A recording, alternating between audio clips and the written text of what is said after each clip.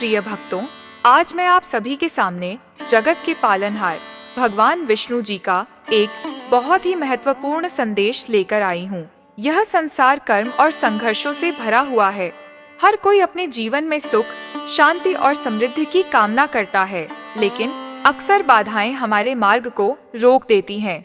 इन सभी बाधाओं से मुक्ति पाने जीवन में हर प्रकार की सफलता और धन पाने का एक दिव्य मार्ग है।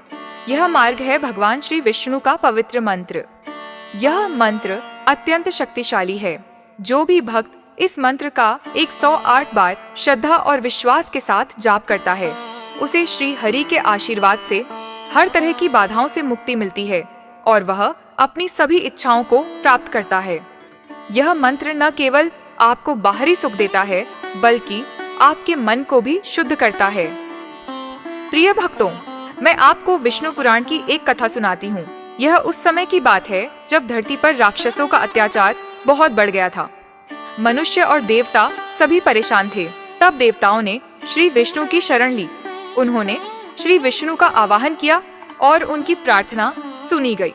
श्री विष्णु ने नारायण रूप में प्रकट होकर देवताओं के साथ मिलकर मंत्रों का जाप किया और अपनी दिव्य शक्तियों से राक्षसों का नाश किया। मंत्रों के जाप से ही उन्हें वह शक्ति मिली थी जिसने हर बाधा को समाप्त कर दिया था। यह मंत्र कोई साधारण मंत्र नहीं है। यह ब्रह्मांड की दिव्य शक्तियों से जुड़ा हुआ है। जब आप इस मंत्र का 108 बार जाप करते हैं, तो श्री विष्णु स्वयं आपके जीवन में प्रवेश करते हैं और अपने भक्तों की हर कठिनाई को दूर करते हैं, चाहे वह धन की कमी हो, कोई शारीरिक समस्या हो या मानसिक अशांति। श्री हरि के इस पवित्र मंत्र का 108 बार जाप करने से हर समस्या का समाधान होता है। प्रिय भक्तों, हम सभी जानते हैं कि जहाँ श्री विष्णु जी का नाम लिया जाता है, वहाँ देवी लक्ष्मी भी प्रसन्न होती हैं। माँ लक्ष्मी, जो धन और समृद्धि की देवी हैं, वे भी श्री विष्णु जी के भक्तों पर अपनी कृपा बरसाती हैं। जब आप श्रद्धा से श्री विष्णु जी के मंत्र का जाप करते हैं, तो माँ लक्ष्मी स्वयं आपके जीवन में धन और वैभव की वर्षा करती है।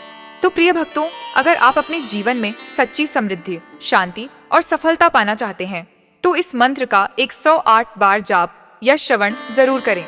यह मंत्र आपके जीवन की हर बाधा को समाप्त करेगा और आपके सभी सपनों को साकार करेगा। अगर आप सच्चे मन से इस मंत्र का जाप करेंगे, तो श्री विष्णु स्वयं आपके जीवन में आएंगे और आपको हर प्रकार की समृद्धि और आशीर्वाद प्रदान करेंगे। जब आप इस मंत्र का जाप करेंगे, तो आपके जीवन में अद्भुत परिवर्तन आएंगे। आपका स्वास्थ्य उत्तम होगा, आपके धन में वृद्धि होगी और आपको मानसिक शांति प्राप्त होगी।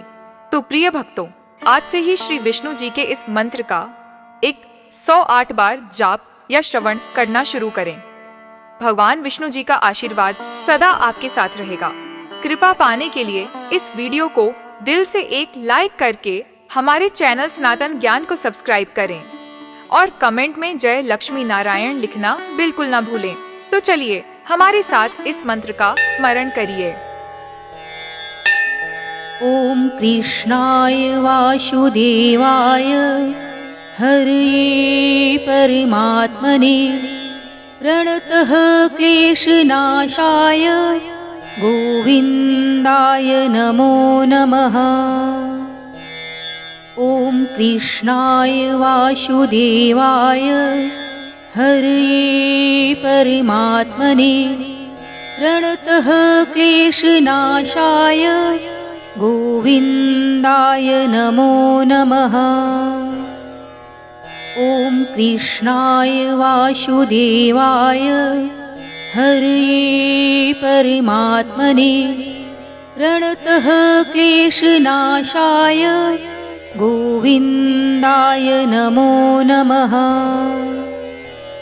ओम कृष्णाय वासुदेवाय हरये परमात्मने प्रणतः क्लेशनाशाय गोविन्दाय नमो नमः।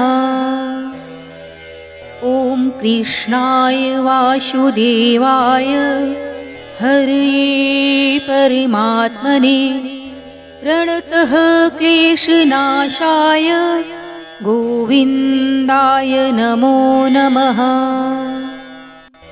ॐ कृष्णाय वासुदेवाय हरये परमात्मने प्रणतः क्लेशनाशाय गोविन्दाय नमो नमः।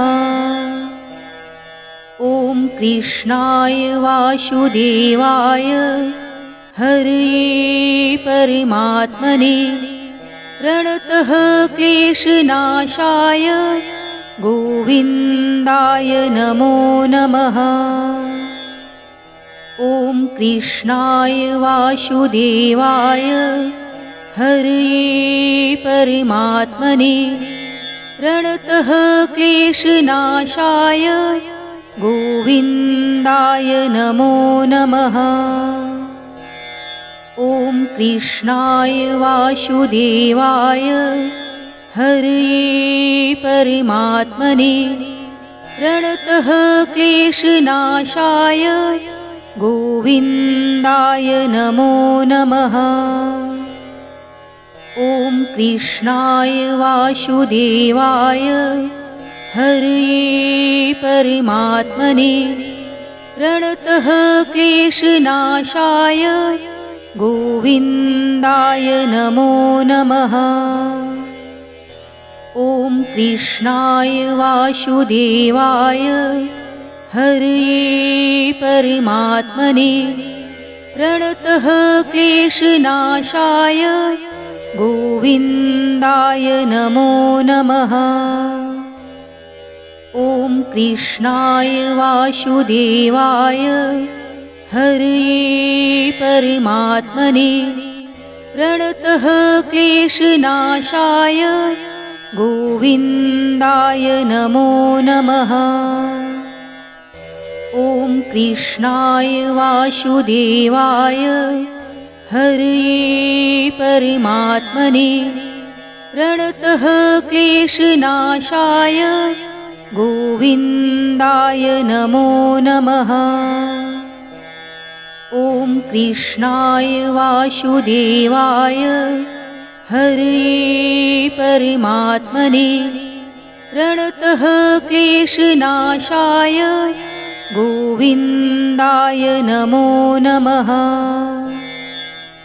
ॐ कृष्णाय वासुदेवाय हरये परमात्मने प्रणतः क्लेशनाशाय गोविन्दाय नमो नमः। ॐ कृष्णाय वासुदेवाय हरये परमात्मने प्रणतः क्लेशनाशाय गोविन्दाय नमो नमः। ॐ कृष्णाय वासुदेवाय हरये परमात्मने प्रणतः क्लेशनाशाय गोविन्दाय नमो नमः। ॐ कृष्णाय वासुदेवाय हरये परमात्मने प्रणतः क्लेशनाशाय गोविन्दाय नमो नमः। ॐ कृष्णाय वासुदेवाय हरये परमात्मने प्रणतः क्लेशनाशाय गोविन्दाय नमो नमः। ॐ कृष्णाय वासुदेवाय हरये परमात्मने प्रणतः क्लेशनाशाय गोविन्दाय नमो नमः। ॐ कृष्णाय वासुदेवाय हरये परमात्मने प्रणतः क्लेशनाशाय गोविन्दाय नमो नमः। ॐ कृष्णाय वासुदेवाय हरये परमात्मने प्रणतः क्लेशनाशाय गोविन्दाय नमो नमः। ॐ कृष्णाय वासुदेवाय हरये परमात्मने प्रणतः क्लेशनाशाय गोविन्दाय नमो नमः। ॐ कृष्णाय वासुदेवाय हरये परमात्मने प्रणतः क्लेशनाशाय गोविन्दाय नमो नमः। ॐ कृष्णाय वासुदेवाय हरये परमात्मने प्रणतः क्लेशनाशाय गोविन्दाय नमो नमः। ॐ कृष्णाय वासुदेवाय हरये परमात्मने प्रणतः क्लेशनाशाय गोविन्दाय नमो नमः। ॐ कृष्णाय वासुदेवाय हरये परमात्मने प्रणतः क्लेशनाशाय गोविन्दाय नमो नमः। ॐ कृष्णाय वासुदेवाय हरये परमात्मने प्रणतः क्लेशनाशाय गोविन्दाय नमो नमः। ॐ कृष्णाय वासुदेवाय हरये परमात्मने प्रणतः क्लेशनाशाय गोविन्दाय नमो नमः। ॐ कृष्णाय वासुदेवाय हरये परमात्मने प्रणतः क्लेशनाशाय गोविन्दाय नमो नमः। ॐ कृष्णाय वासुदेवाय हरये परमात्मने प्रणतः क्लेशनाशाय गोविन्दाय नमो नमः। ॐ कृष्णाय वासुदेवाय हरये परमात्मने प्रणतः क्लेशनाशाय गोविन्दाय नमो नमः। ॐ कृष्णाय वासुदेवाय हरये परमात्मने प्रणतः क्लेशनाशाय गोविन्दाय नमो नमः।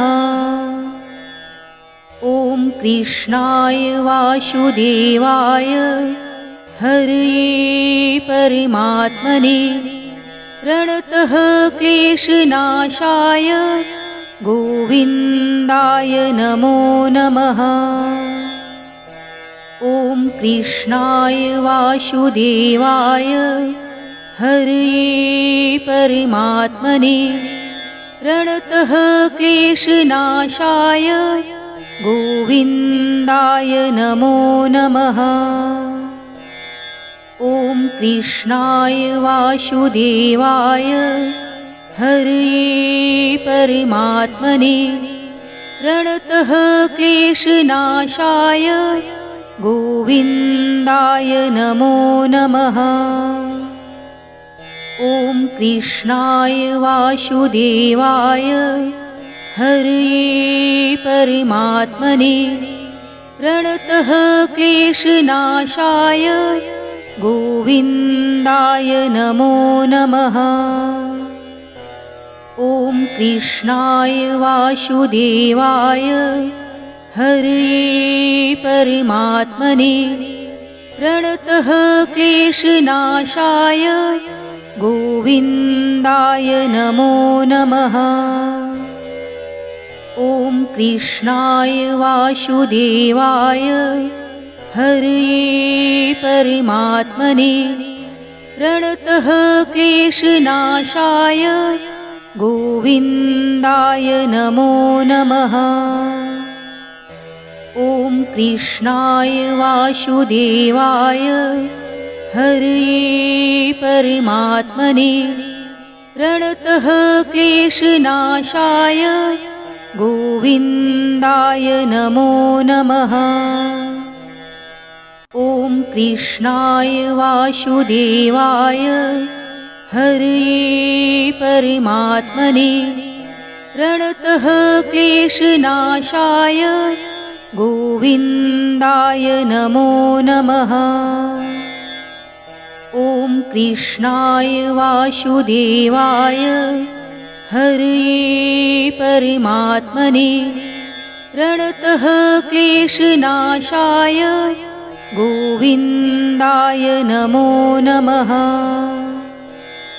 ॐ कृष्णाय वासुदेवाय हरये परमात्मने प्रणतः क्लेशनाशाय गोविन्दाय नमो नमः। ॐ कृष्णाय वासुदेवाय हरये परमात्मने प्रणतः क्लेशनाशाय गोविन्दाय नमो नमः। ॐ कृष्णाय वासुदेवाय हरये परमात्मने प्रणतः क्लेशनाशाय गोविन्दाय नमो नमः। ॐ कृष्णाय वासुदेवाय हरये परमात्मने प्रणतः क्लेशनाशाय गोविन्दाय नमो नमः। ॐ कृष्णाय वासुदेवाय हरये परमात्मने प्रणतः क्लेशनाशाय गोविन्दाय नमो नमः। ॐ कृष्णाय वासुदेवाय हरये परमात्मने प्रणतः क्लेशनाशाय गोविन्दाय नमो नमः। ॐ कृष्णाय वासुदेवाय हरये परमात्मने प्रणतः क्लेशनाशाय गोविन्दाय नमो नमः। ॐ कृष्णाय वासुदेवाय हरये परमात्मने प्रणतः क्लेशनाशाय गोविन्दाय नमो नमः। ॐ कृष्णाय वासुदेवाय हरये परमात्मने प्रणतः क्लेशनाशाय गोविन्दाय नमो नमः। ॐ कृष्णाय वासुदेवाय हरये परमात्मने प्रणतः क्लेशनाशाय गोविन्दाय नमो नमः। ॐ कृष्णाय वासुदेवाय हरये परमात्मने प्रणतः क्लेशनाशाय गोविन्दाय नमो नमः।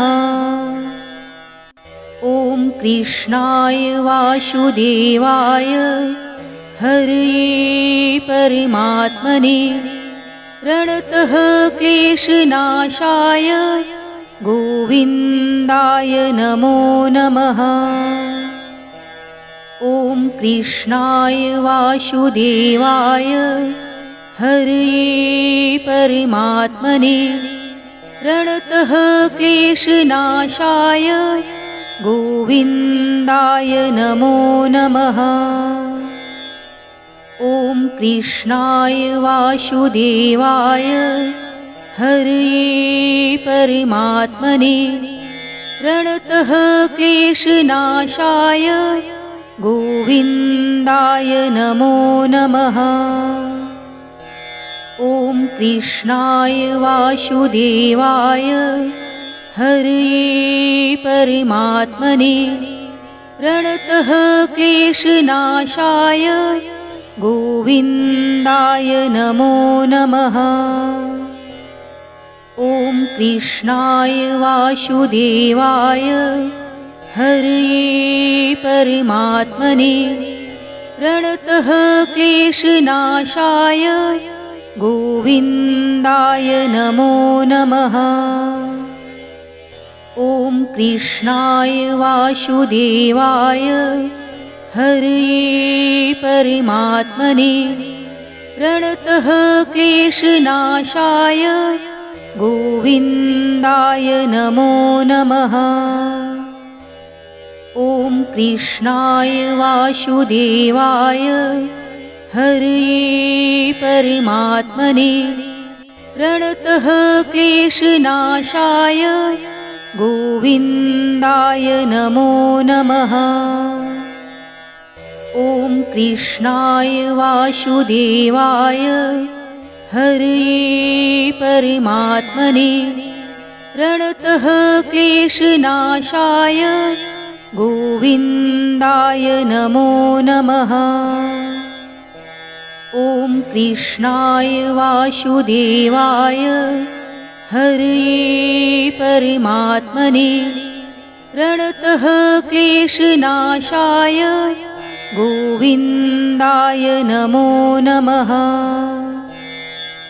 ॐ कृष्णाय वासुदेवाय हरये परमात्मने प्रणतः क्लेशनाशाय गोविन्दाय नमो नमः। ॐ कृष्णाय वासुदेवाय हरये परमात्मने प्रणतः क्लेशनाशाय गोविन्दाय नमो नमः। ॐ कृष्णाय वासुदेवाय हरये परमात्मने प्रणतः क्लेशनाशाय गोविन्दाय नमो नमः। ॐ कृष्णाय वासुदेवाय हरये परमात्मने प्रणतः क्लेशनाशाय गोविन्दाय नमो नमः।